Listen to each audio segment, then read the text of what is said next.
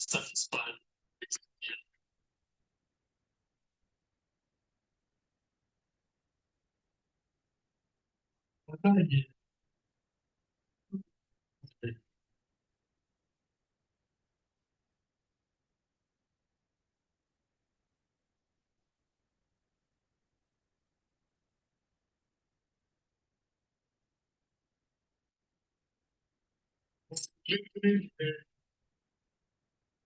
One day in my we have and your quotation, I always quote it to people, and some of them think I don't believe in God and I only believe in money. It's Ecclesiastes 3:19. It says, oh, it's for laughter. Why? It's for very many. It says it all. It's Ecclesiastes. Sometimes you hear people preaching and they say that, oh, money is nothing. You have to rely on God. So anybody here who thinks by relying on God, the problems so they will lie. Because God created us as a superior human being for all creatures. So he gave them his praise. That is why what Honorable Speaker was saying is also called the parable. When the rich man was traveling, his 3 servants, they came back and asked them. The first one said, Master, because I'm scared of you, I kept the funds. He said, give it to me. Then the second one said, Master, I've made some profit. He said, I kept the money again. And he said, the Bible says he took the first one who kept the money and shared it proportionately to the two, not equally. He shared it based on the profit.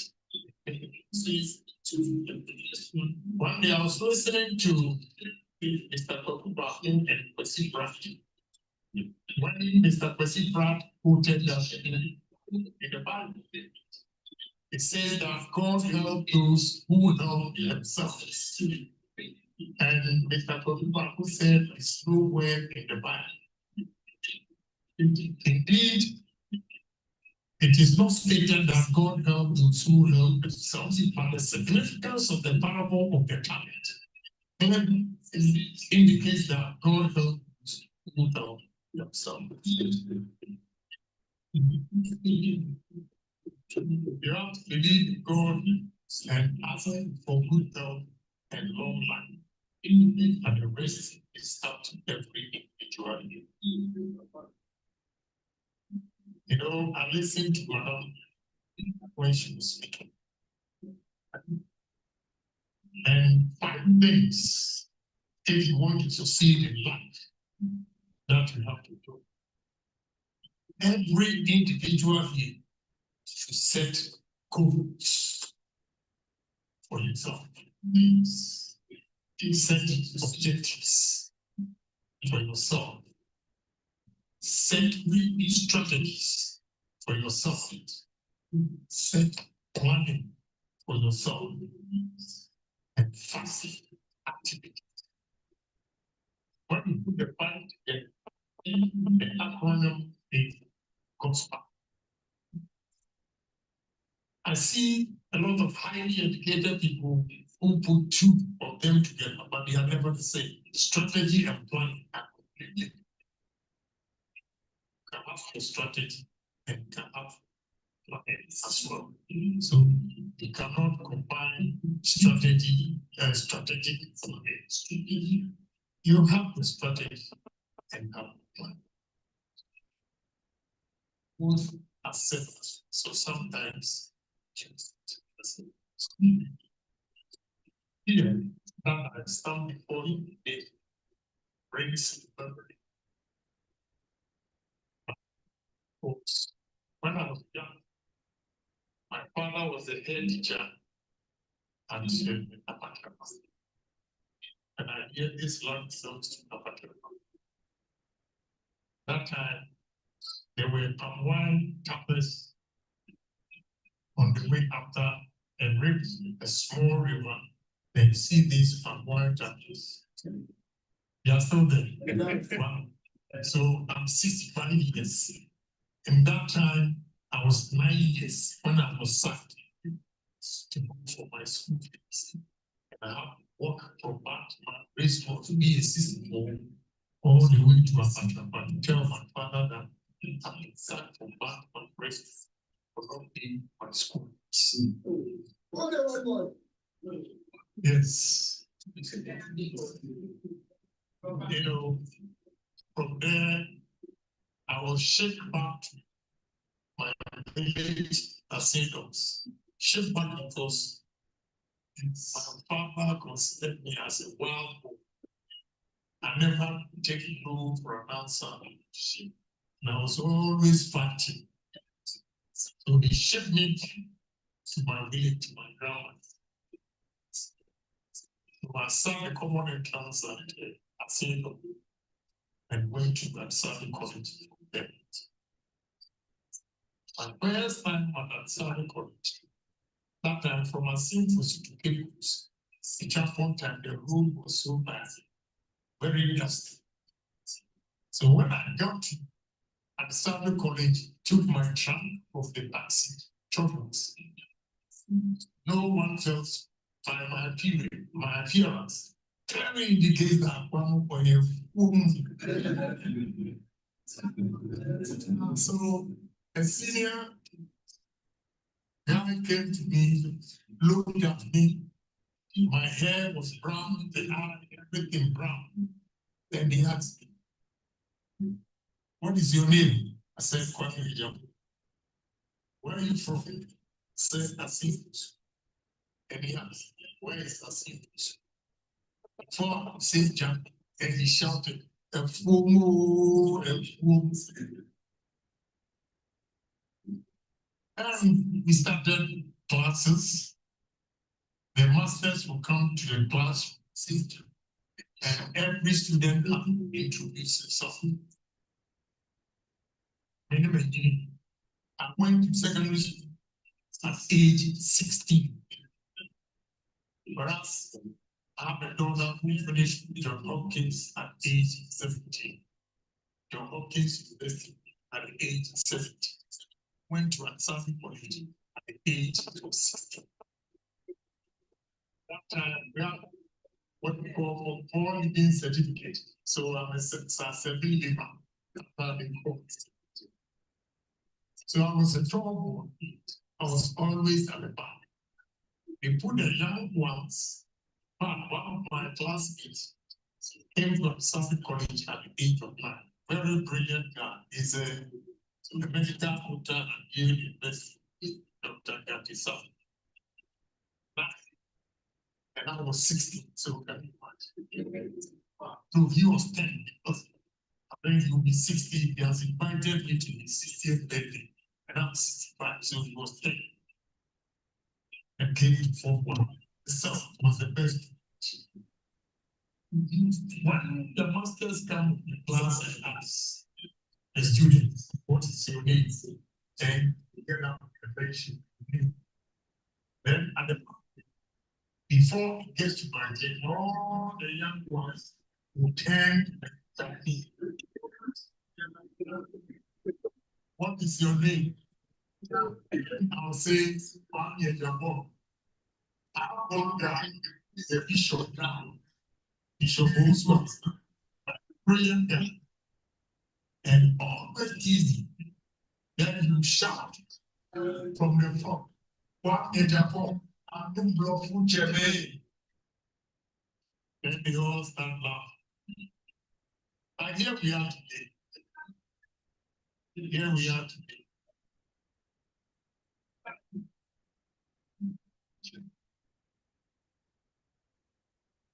From here, father left for Nigeria. That time they called it a gay time. So after Form 1, he never sent money to pay my school fees. And he always lied, oh, I've sent the money through post office. It never gets to answer the court. So I had to walk on the street, pay my fees. I had a board like this, with some items on it. DK is a chewing gum. Tatra is a kind of blade they use. Marvin was also a blade. Ross used it as an ornament, and chocolates. So I have them on the board going around the streets of Accra, and when I see you, then I'll shout, here's speaking chocolate, that announce that yes, oh.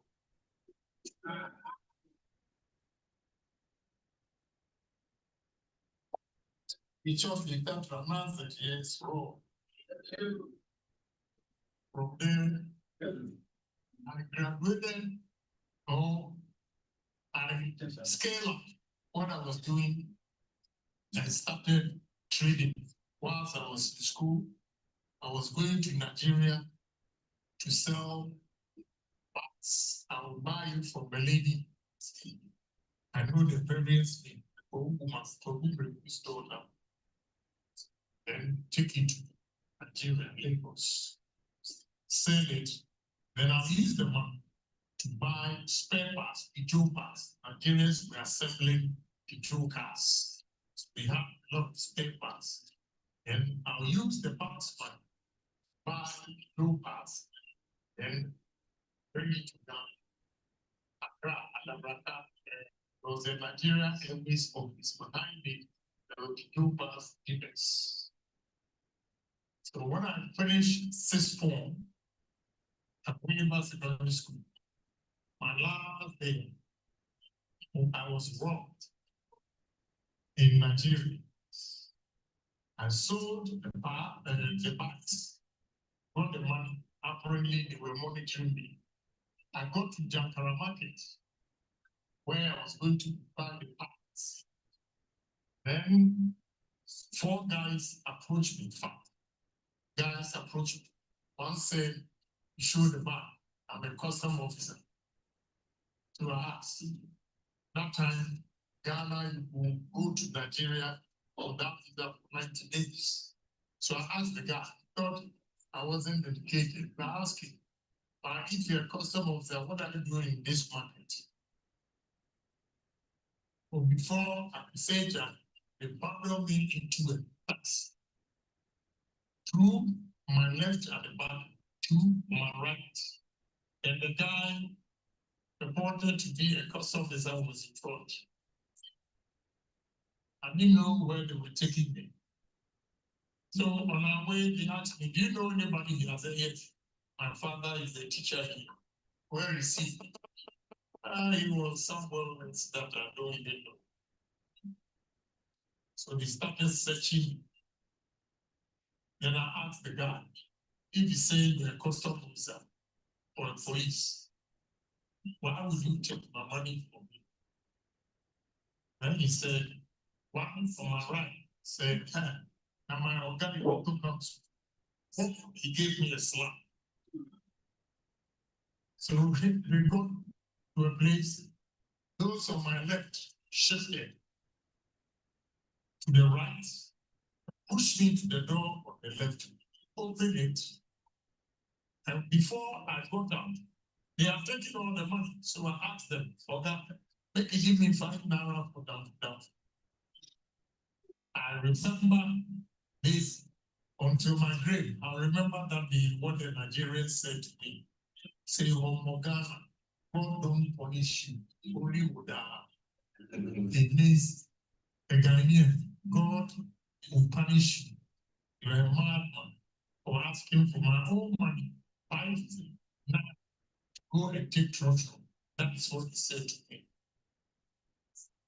So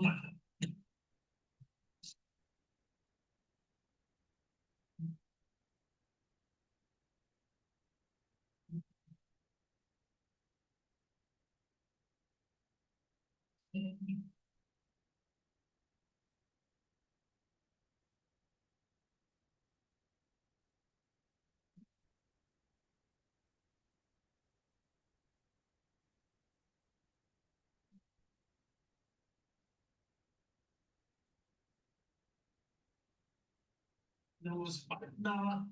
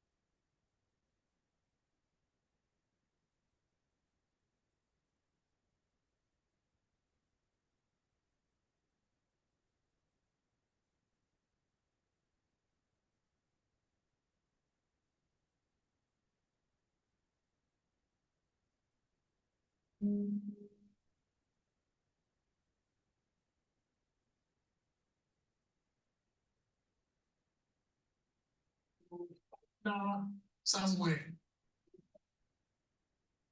I took truck all the way to Kenya, where the airport was. And I told my story to the Ghanaians. Those who got the first flight, I knew most of them. They came back and reported to my mother that I'm wrong. By the time I landed, my mother had admitted that 37 years because we didn't pay for the bags. It was on credit. And when I saw the parts, I paid back.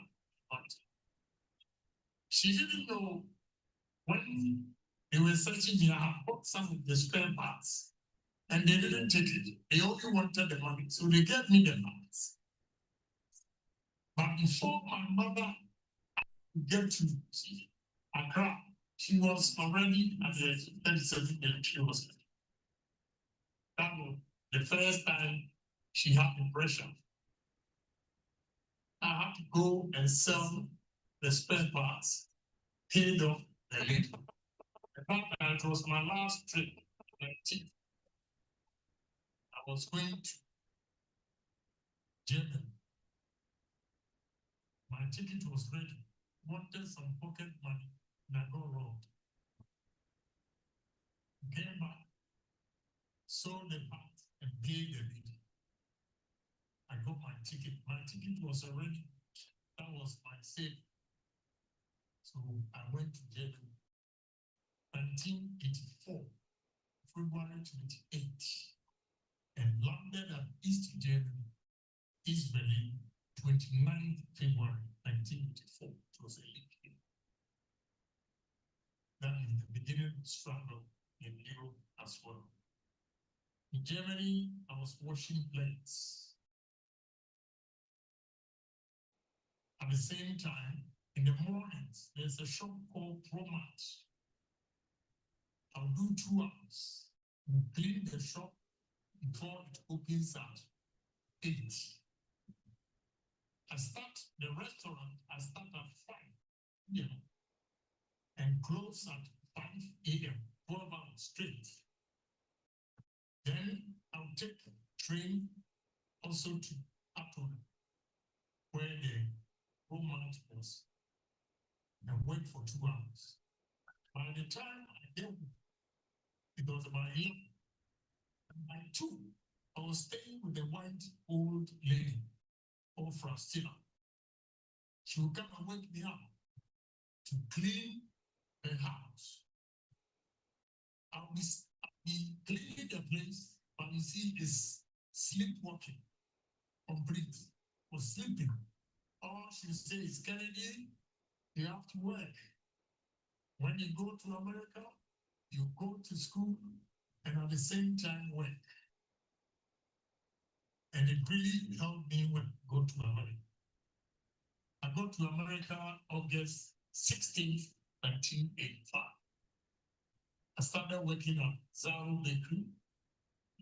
Then I got a job again at a gas station, Citco gas station, on Webster Avenue between Tremont Avenue and Crossroads. Started working. At that time, I worked for 88 hours at the gas station and worked 40 hours at the bakery. So those who have their green card and American passport or citizens were working comfortably for 8 hours. And when you come home, you see them drinking Coke 45, Old English, and all sorts of beer. They were happy. They make about $250 a week. And they have any business. So I'm working so many hours to get it down to 240 a week. I was making more than that. So my 40 hours at the bakery gave me $120. And the 88 hours at the gas station gave me 184. I was making around 400, and that time it was a very good money. So I bought my first taxi and started driving in New York as a taxi. And by 7 months, 8 taxis.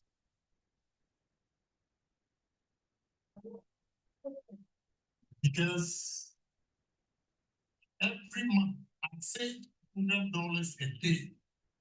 So every month I have $3,000. I'll go and buy a used car, mainly the police ones. The police used cars are very strong. Some are called Chevy Impala or Chevy Caprice. I'll buy them in America. If you don't put a partition bulletproof in the car, you might get shot and killed. So every taxi, I put in a partition, make sure the insurance is complete, and give it to Ghanaians $40 a day. So when I'm making $100, they're making $40. When you multiply the $40 by 7, it means I was making $280.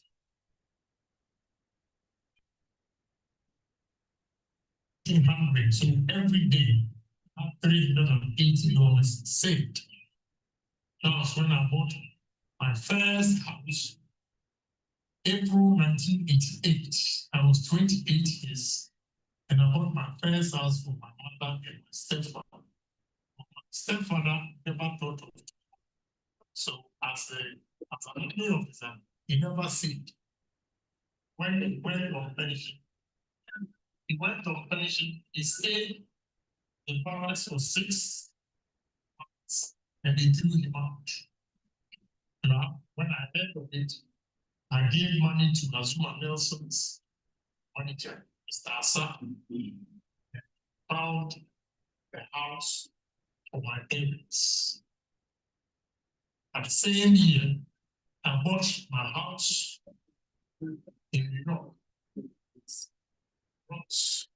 624 Commonwealth Town. The cost of $240,000 and I paid a deposit with a closing at $69,000. I was 28 years. I'm sharing all these with you for you to know that now, here, you can be a friend to a classmate who is from affluent home. The mere fact that it's from affluent home does not determine the success in the future. The success of every individual is the way the individual perceives life, the way he dreams, the way he stays focused. So now let me give you the tips. I have touched on it. Okay, today, all the speakers have given me an insight that I normally limit myself to 7 strategies. But today, with Madame's information, I have to give you other 7 strategies as well, which is 7 determinants of business success as well. But let me start with my own. You see, every individual, when we have goals, you should always turn your misfortunes to blessings. And you should always remember that we have basics. So touch on the brilliant basics. One, the brilliant basics are simple. Every individual should have a vision and a dream. And with this vision, take into the future what you are going to do. So if you have a vision and a dream, what do? One, you have to work hard. Hard work is one.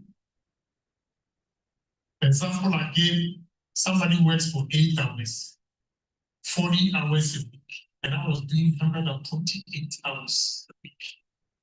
There's no way the income is going to be the same. Obviously, the one who puts in more hours make more money than those who put in less hours. So the basis, hard work. 2, honesty. Sticker talked about integrity.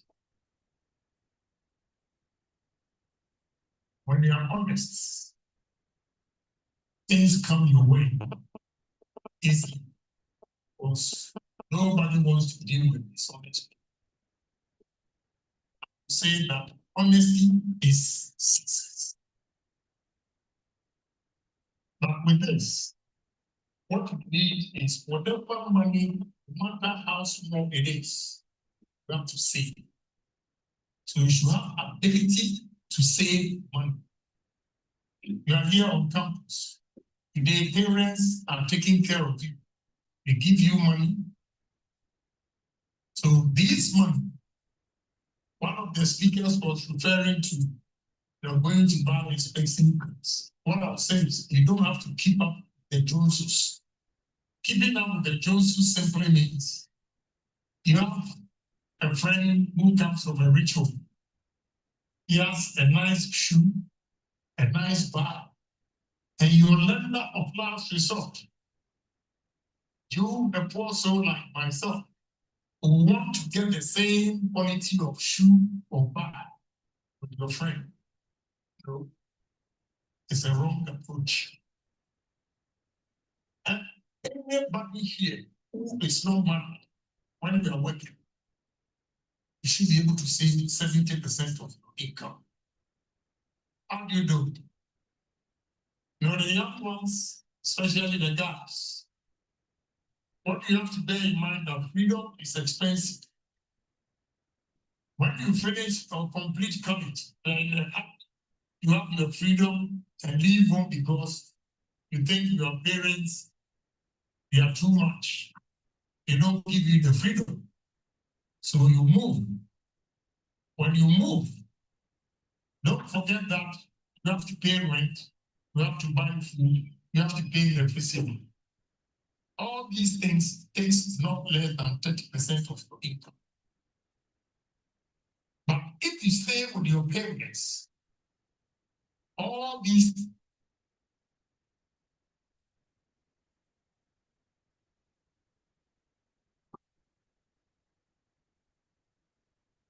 electricity, you save food costs and everything. And that alone can save 70% of your income. It's important. No, the ladies, they say, you have new boyfriends. Yes, the parents want them, the time you are coming back home. So they think they are paying in the neck and they want to leave home. Thinking he's going to live with the dad and the dad will take up the responsibility. It's not true. The guy will share the bills with you. So you still have a limited income. So it's very, very important that you learn how to save. After savings, you have to invest the money. How?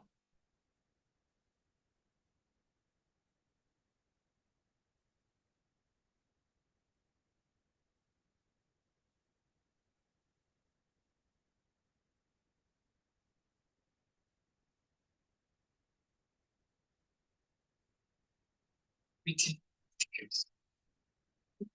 is the risk taker? Risk taker is a courageous man who is prepared to invest his accumulated savings. A security seeker is the one who shifts the burden of risk on the banks, buying treasury bills, live in his comfort room, and every 3 months go for the money. You'll never be rich. Man of substance, you can live by having your needs met. But to aspire to be an entrepreneur, I'm afraid you have to be a risk taker. So your savings, you have to be bold to invest it. And when you invest the money, you have to make sure that you religiously get involved in all the businesses that you put your money. Some may like me, some may not. When I make this statement, never, I repeat, never employ your relatives to work for you.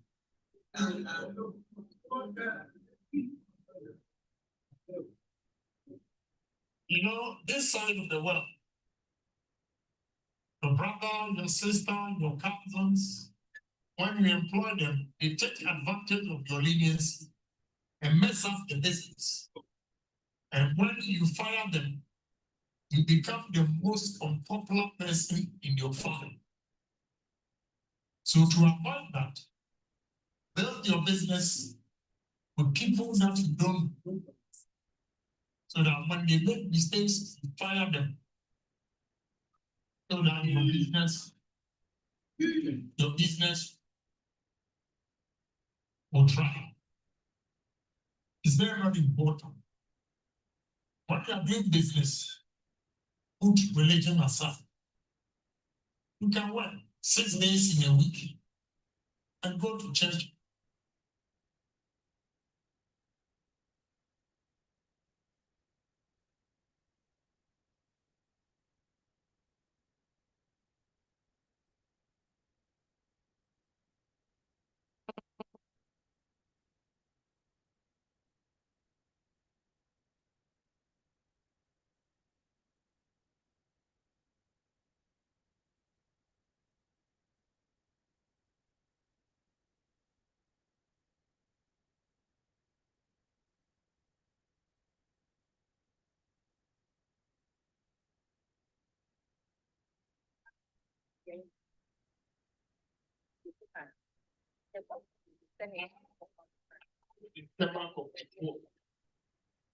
And every morning when I'm going to work, I see some ladies in the church praying, walking majestically from one end to the other, speaking in tongues.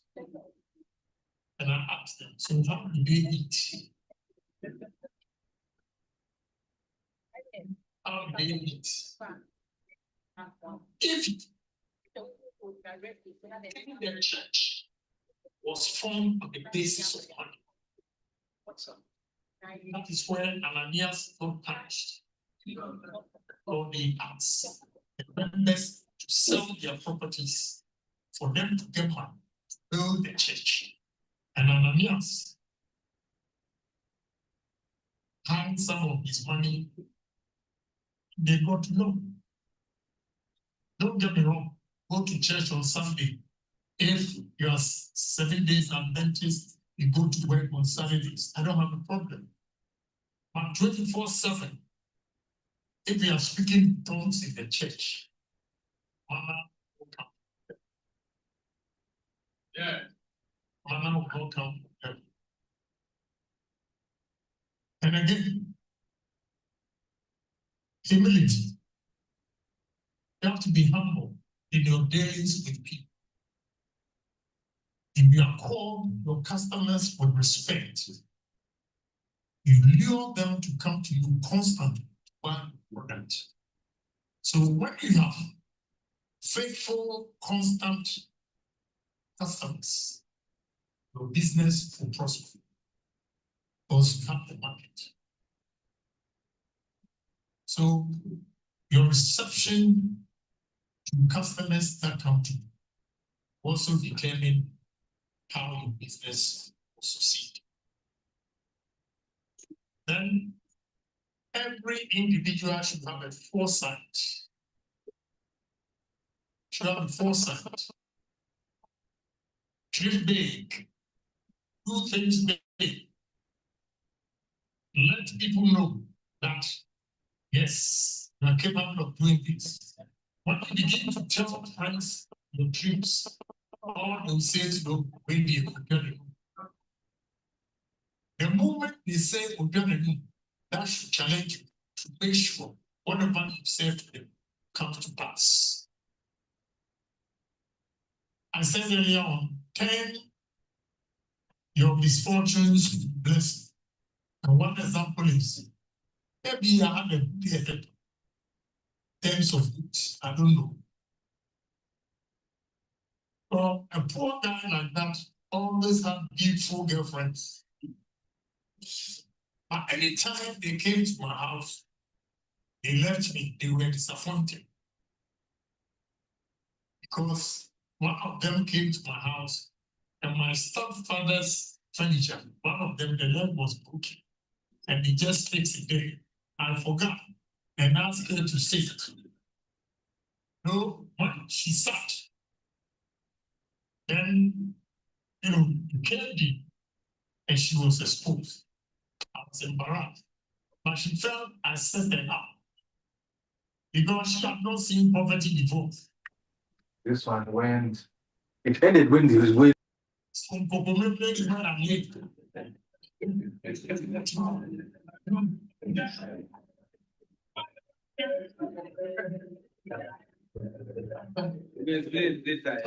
Follow me down. Yeah. Yeah, apologizing. I know she came from a rich home, so she was so hurt. I let the slide that. And the next day, we went to, we're doing vacation classes at West African Secondary School. She didn't talk to me. And in the evening, I went to her house. At that time, any house with a bell means it's a big house, a rich home. Yeah. Yes. So, as I promised you, breaking the barriers in digital transformation, Ahafo edition. Yes, school. And so many people watching us live. I know you're watching us across the world. And very soon we'll be having other speakers who will be speaking to us as well. And I didn't say Shiva. Shivana actually time no so a ɔde ne speech ɛbɛba time nya nso yɛ die wowɔ ha mesrɛw gyina so nkɔ na mom di kan subscribe wohyɛ video no ana de ama wo nua na kwanya ba a wo so bɛtumi ayɛde akasa ebia nnɛ wo so bɛnya wo kyɛfa na akyɛ sɛ abrabɔ no asesa ma mede mo ase Shiva Shivana yɛma wo akɔ aba you're welcome.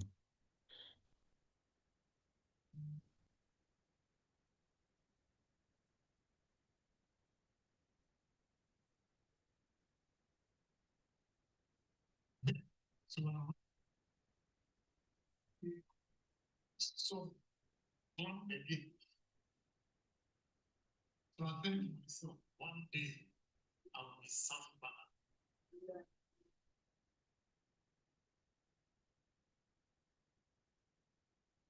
The second one also happened at Asylum down there.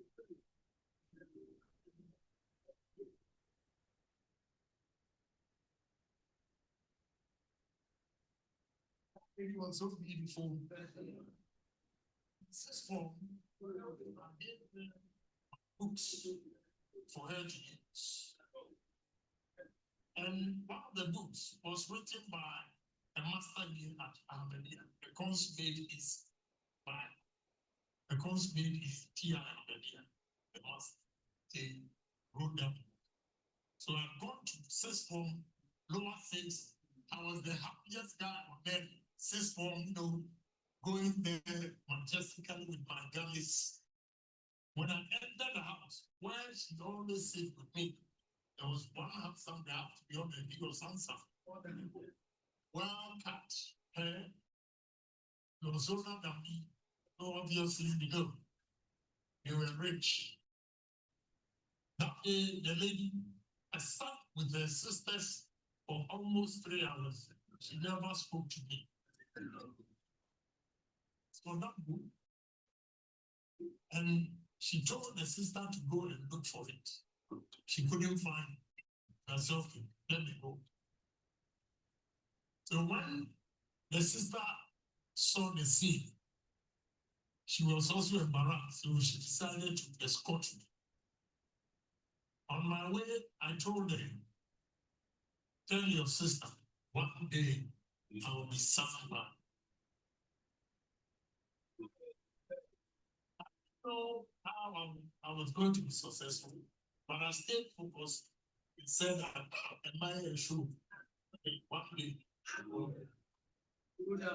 So one day I was coming from America, British Airways on first class. The young lady was at the economy. So when I sat in, I saw a lot of my friends at the business class. So I came back before the plane took off. I came back to talk to them.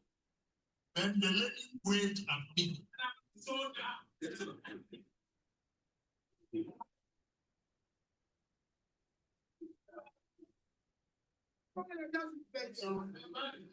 went to her and she said, oh, I saw you.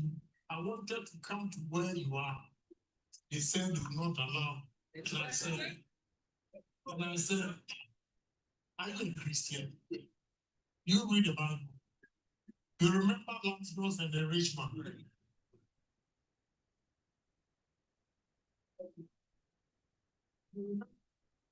You remember the rich man? When the rich man asked for just a drop of water, he said to him, "Where I am, where you are, fine."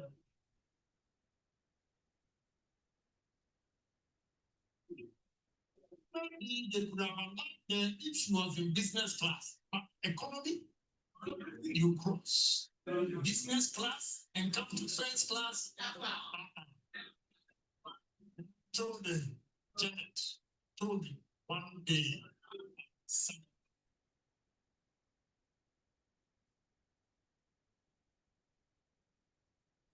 no, I'm sharing all these experiences with you for you to know that success doesn't come easy. It's not on a silver plan. I heard what Madame would say, how to start life. So you are here, I'm stuck. About a month ago, I had the opportunity to address students at the Accra Technical University.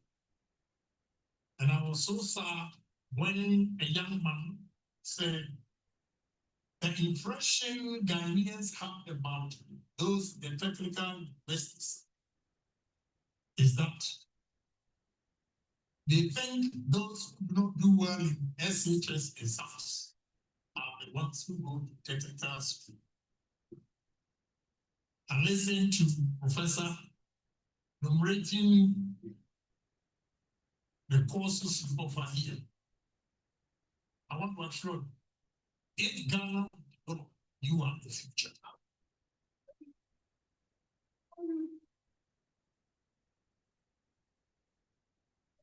Now, my office for publications, accounting, human resource, and this time, supply chain, and not.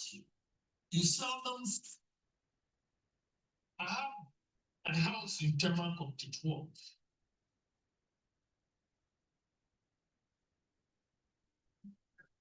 I invited some students to come to one of my functions. I don't know if you can show it for them to see. They were there. And I will always ask the professor to bring some of the students to have first-hand training in my outfit.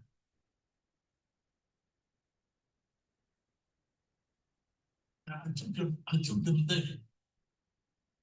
You know, a poor soul like myself, from humble beginning, 38 Indians working for me.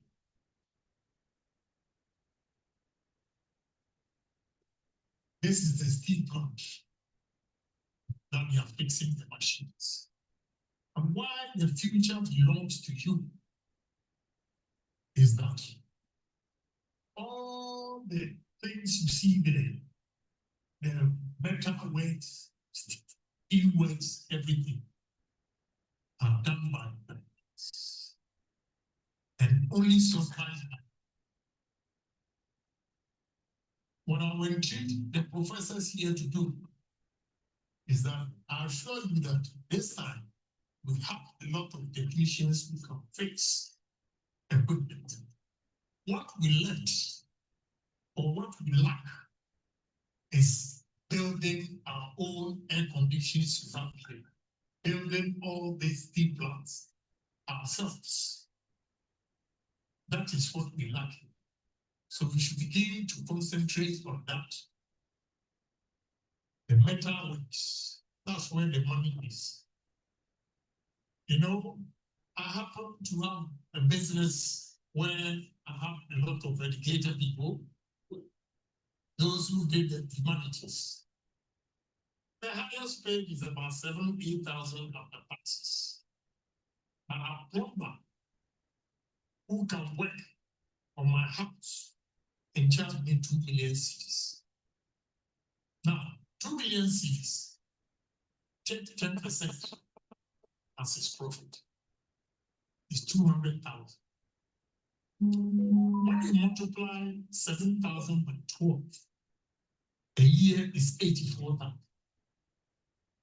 But he takes a contract for 3 months and he makes a margin of 200,000. And you are sad to be a plumber. Come on, once you wake up, you are the future of God.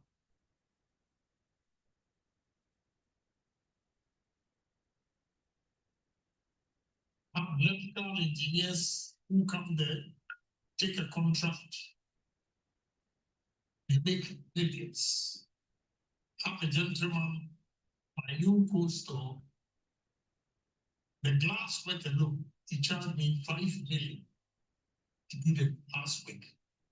So who says you are the least recognized in the country?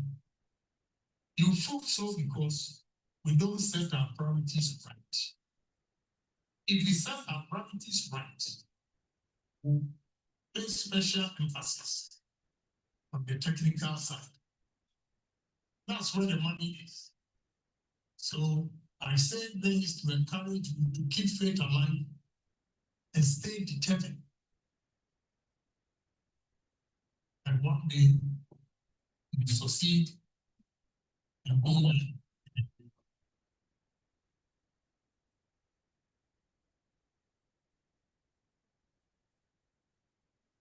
See, there's a saying in a proverb which says, in a black man's world, one-eyed man is the king. I'm talking and you're clapping for me. When I get to the bar and I sit with my billionaires friends, if I'm not naturally courageous, I'll not be able to speak. For the numbers they mention, then you come here and hailing Canadian. You go there and listen to business ideas, the money speak. So I'm not ending here. I'm forging ahead, whether business or politics. I will not relent my ambition until I drop dead one day. I will continue to strive for success. And let me branch off to this area. 7 determinants of business success. 1, productivity. 2, customer satisfaction. 3, innovations. 4, quality. 5, focus. 6, organizational development. And 7, 7 determinants of business success: productivity, customer satisfaction, innovation, quality, focus, organizational development, building people. What do I mean by productivity? Productivity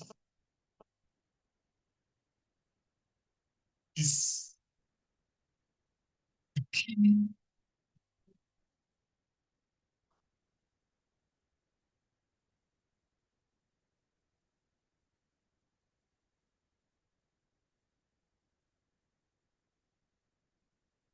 I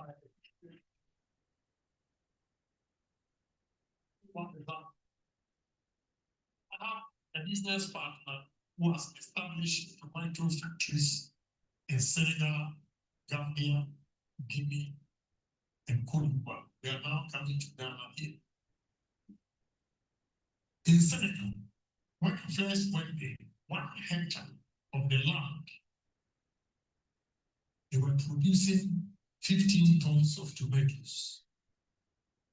They, with this technology from Bar, they produce 70 tons per hectare.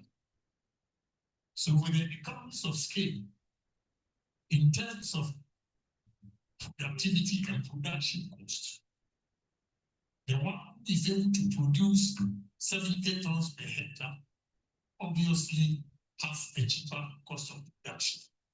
Whereas those who produce 15 tons per hectare always have a high cost of production. So a low cost of production and high cost of production. The one who produces at a lower cost obviously will knock the one who produces at a higher cost out of business. So productivity is key. And you should be determined that the old ways of doing business, this time we have innovations. The agrarian style of doing business and farming is over with technology and digitalization. You can see it. One example I gave you, like hawking on the street that time. Today, you don't need to hawk on the street. All you have to do is create a platform on the internet and sell your products. The ladies here buy her piece, Madame's products, and put it on the internet. What you have to do is, when I was buying lead bars, kits, and all those things for Lagos Town, my mother was stuck with those provisions. I moved on. But I will go and buy the bucket and lead bars from Lagos Town, bring it to Okaishi, come and sell, take my profit and go back. So you can also buy from Madam, put it on the internet. Don't disclose your source. That one don't do it. If you disclose your source, you'll go directly to Madam and buy it. You buy Madam's products down campus. You can go door to door. You have to sweep them, wrap them. Yes, you have to be on and sell the product. And you make money. By the time you come out of capital, you have experience, no business. There was a lady in Sunyani that I spoke to, and she told me her friends don't want to come to her because to finish his lecture. Well, she said she went to tech while she was on campus. She was working for the man, selling stuff and products on campus. I normally come with a friend, but today is in Western Britain. And you're young, you know his books, Approaches series. He started when he was on campus. Tech. And here we are today with the Approaches series. So don't sit idle. Madam has given you the clue. Take that thing, now you have a source. Go to her. Create a platform with a group of students on the internet. These products, very good. Tell them what about the beginning. Let them try it.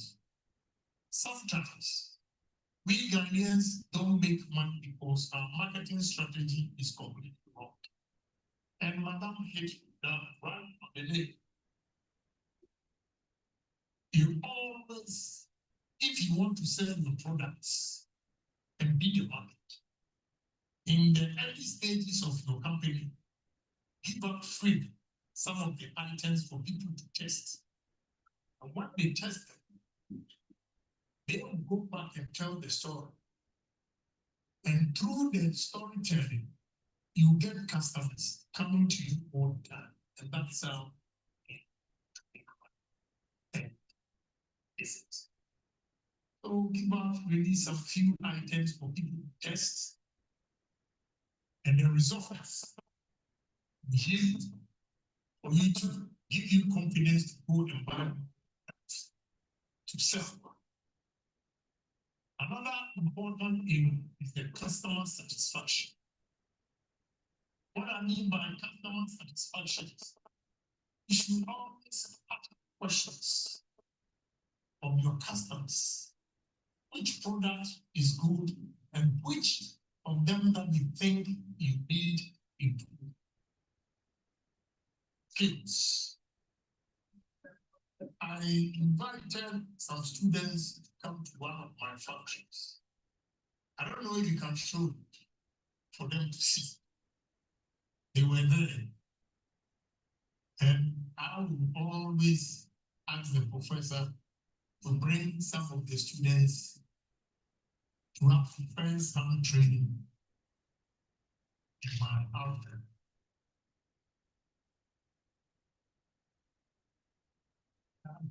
I took them there.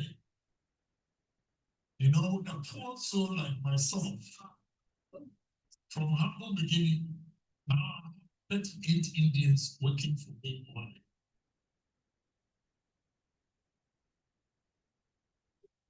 This is the steel plant that they are fixing the machines.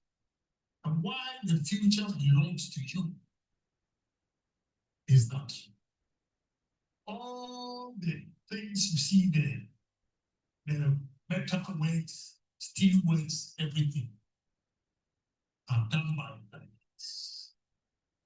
And only surprised by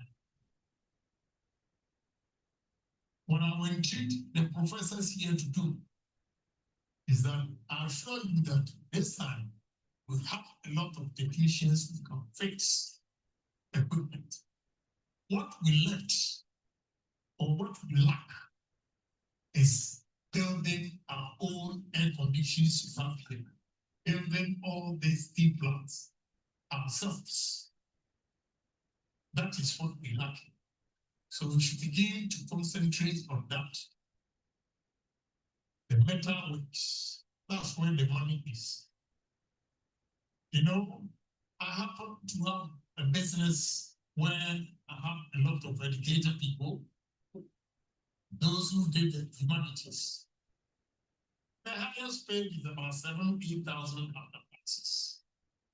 And a plumber who can work on my house and charge me 2 million cedis. Now, 2 million cedis, take 10% as his profit. Is 200,000. When you multiply 7,000 by 12, a year is 84,000. But he takes a contract for 3 months and he makes a margin of 200,000. And you are sad to be a plumber. Come on, let's wake up. You are the future of Ghana.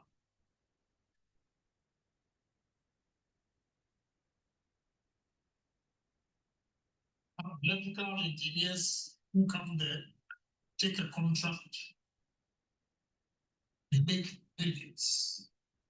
Have a gentleman at a new cold store, the glass work alone, he charged me 5 million to do the glass work. So who says you are the least recognized in the country?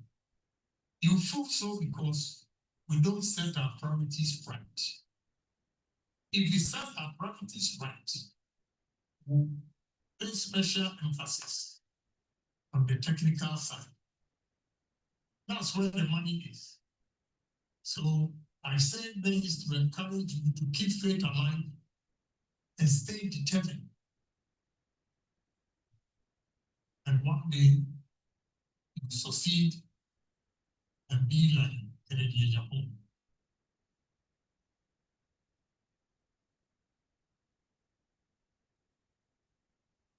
See, there's a saying in my program which says, in a black man's world, one-eyed man is a king. I'm talking and you're clapping for me. When I get to the bar and I sit with my billionaires friends, if I'm not naturally courageous, I'll not be able to speak. For the numbers they mention, then you come here and are hailing Canadian. Go there and listen to business ideas and the money speak. So I'm not ending here. I'm forging ahead, whether business or politics.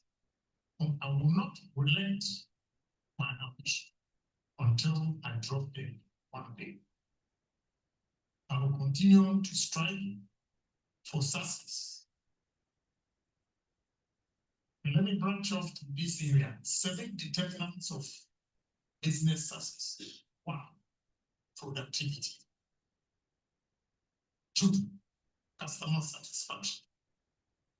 3, innovations. 4, quality. 5, tools. 6, organizational development. And 7, building people. Let me repeat again. 7 determinants of business success: productivity, customer satisfaction, innovation, quality, focus, organizational development, building people. What do I mean by productivity? Productivity is the key to every business success and the economy as well.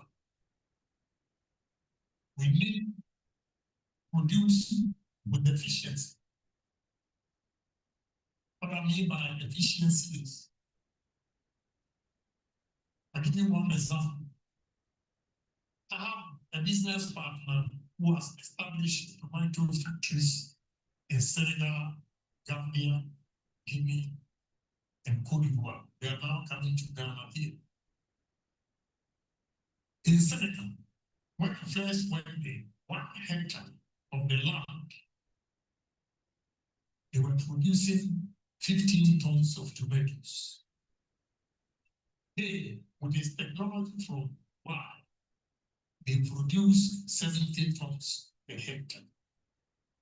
So with the economies of scale, in terms of productivity and production costs, the one who is able to produce 70 tons per hectare obviously has a cheaper cost of production. Whereas those who produce 15 tons per hectare always have a high cost of production. So a low cost of production and high cost of production, the one who produces at a lower cost obviously will knock the one who produces at a higher cost out of business. So productivity is key. And you should be determined that the old ways of doing business, this time we have innovations. The agrarian style of doing business and farming is over with technology and digitalization. You can see it. One example I gave you, like walking on the street that time. Today, you don't need to walk on the street. All you have to do is create a platform on the internet and sell your products. The ladies here buy hairpiece, Madame's products, and put it on the internet. What you have to do is, when I was buying lead bars, pockets, and all those things for Lagos Town, my mother was stuck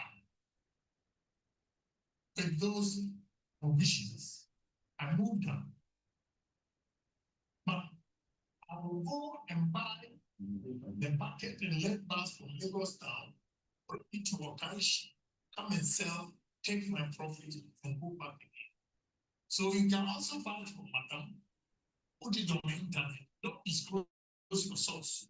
That one, don't do it. If you disclose your source, you'll go directly to Madam and buy it. To buy Madam's products down campus. You can go door to door. You have sweet them, wrap them.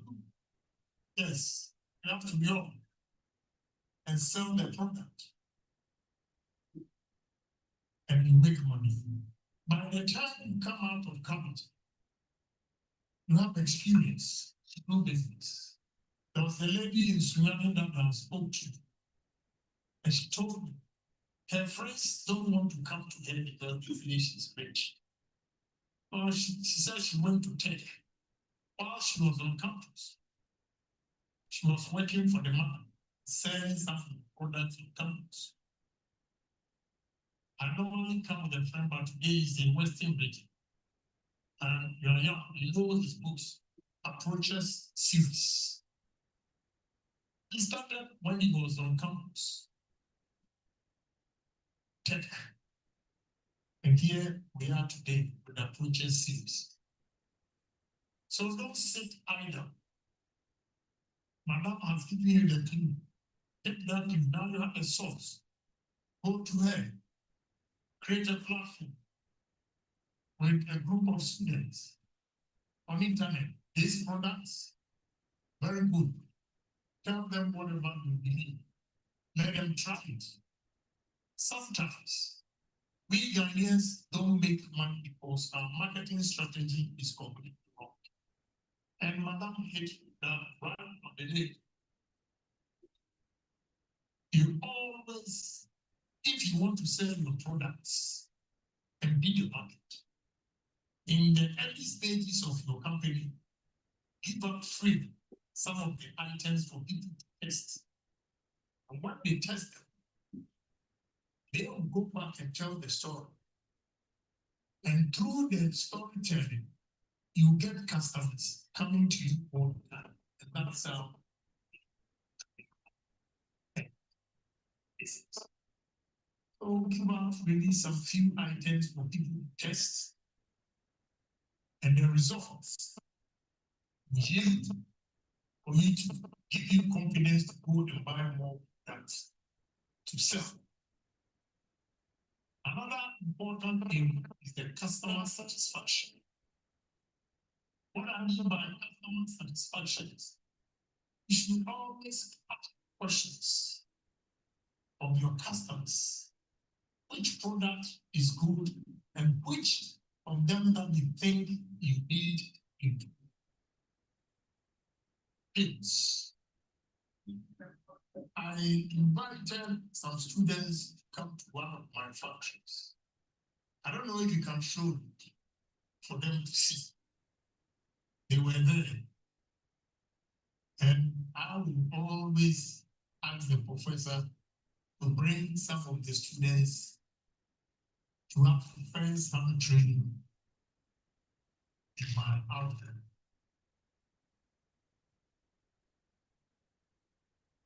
Now I took them there. You know, a poor soul like myself, from humble beginning, now 38 Indians working in one.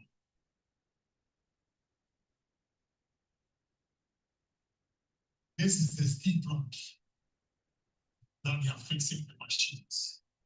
And why the future belongs to you is that all the things you see there, the metal weights, steel weights, everything, are done by Ghanaians.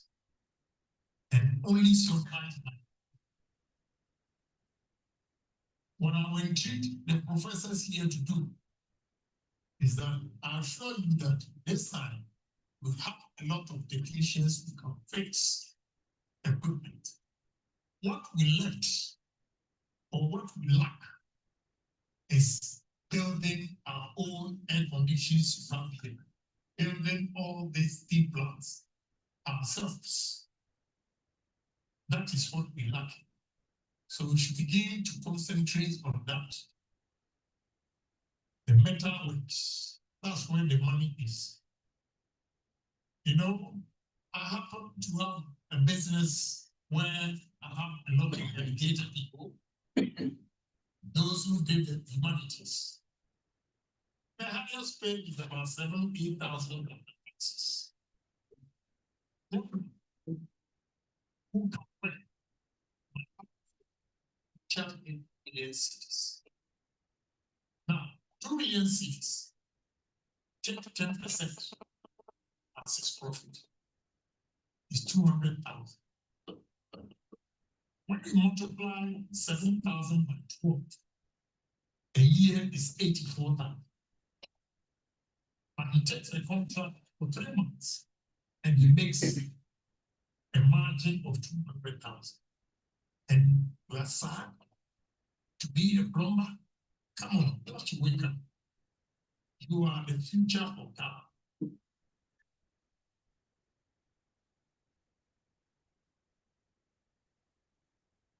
Electrical engineers who come there, take a contract,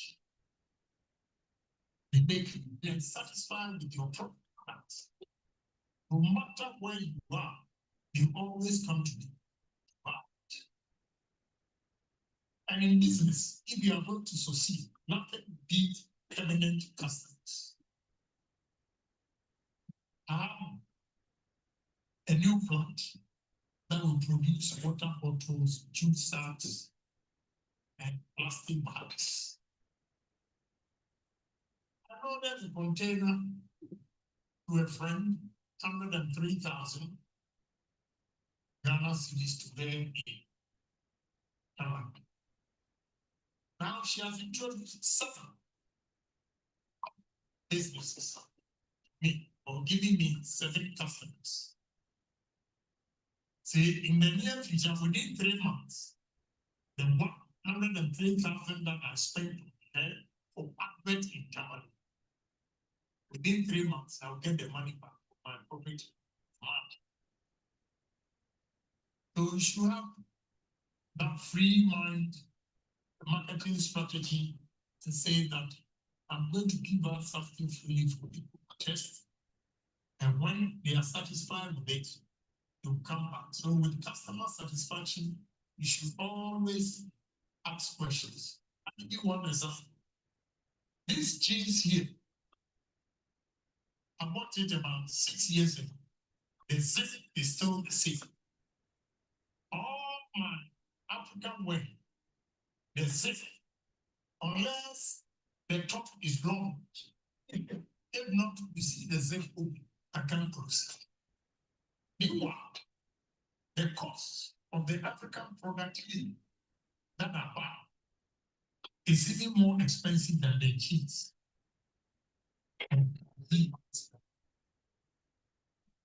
Customer satisfaction because my zip is intact, it's intact. No sign of destruction. But the African today, from here, I'm going to change and go to a funeral. Those black and any time taking the zip. Cheap way of making money. Your business will last long. So it's important that give the people what they want and ensure quality. Some people might use cheaper way of making money and thinking they can sustain the business. Eventually, those who emphasize on quality always grow your business. So to ensure quality, ensure customer satisfaction, then innovations. Make sure you don't keep to your old ways of doing business. Technological advancement makes business easy. You should always surprise yourself with innovations. If not, you left behind. Again, you should stay focused. In business, the economic trend can make you lose money. But once you have the dream and the vision, you don't have to give up when there are economic turmoil. You have to be persistent and stay focused and say that I'm not giving up. Those resilient businessmen always succeed. So focus is very, very important. When you try a product, it doesn't work, you don't give yourself time to ask yourself, why or what am I not doing right? But you just jump and move to another product. Because you've not corrected the problems, the ways of doing business, if you jump to another product, you still lose. And sometimes, again, I don't know why people will be out and say, well, what they fail in business. And grandmother at home, she's a witch, she's this. Meanwhile, instead of staying at your place, you see how beautiful the lady is. Her personality alone, when she's at the shop, she makes more sales than when she's absent. 2 reasons. Her personality. She knows the effort that she's putting to get that far. So any customer that comes, she will make sure she treats her well so that she comes back tomorrow. Your sales girl, because whether you make money or not, you are going to pay her. She doesn't really care. So anybody who pays attention to her, stay there. Maybe also a number of hours to make sure that sales are properly handled, will definitely make money. You leave your shop to your sales girl and gallivanting and the party and all those things. And when you come and they mishandle your money, then you blame your grandmother, blame yourself. The time you would have spent at your shop, you use that time to go to parties. So there are little things you overlook in business, but it really counts in terms of business success. So you have to devote time religiously to your work, and you'll be rewarded. Those who set up business and leave it to sales girls, guns, whatever to do it, they can never make it. So business development, the way you set up your business, you can go to a wine shop, and when you get to the wine shop, the way they have arranged the drinks alone attracts you to buy. You can go to a wine shop, when you look at the package, it's a put off, and you go back. Business organization, you have professors, you have academia who can always show you the trend on the market, advise you the trend on the market, and what you yield to the advice. Because there's no one person on earth who has the whole world's knowledge. So you should always take advice and begin changing the setup of your business. And it really influences decisions. What you're making and building people. The way you treat your workers with respect, they will kill themselves for the business. But if you look at your or treat your workers with disrespect, you collapse your business. So your human relations with your workers also count for your business success. So it's not going to be easy. Life is like multitudinous in Canada. Waves are not going to fall. I remember this people came to my house. Sorry, and asked me a question. Never been business before. I said, wow. So you are successful and you know the ideas. I said, well, I have failed once. By the third time, I said to myself, never again. So you have to be determined to succeed in life. Don't give anything to chance. You have to work hard. Challenge yourself. Sometimes the mere fact that you've completed first degree, is a license to succeed in life. It's fallacy of argumenting.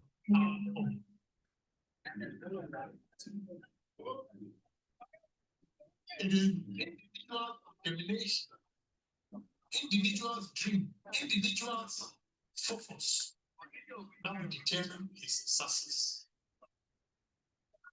You can finish coming here, a general accountant, you don't have a job, I can sell bread and put my name and market it in a Japan bread.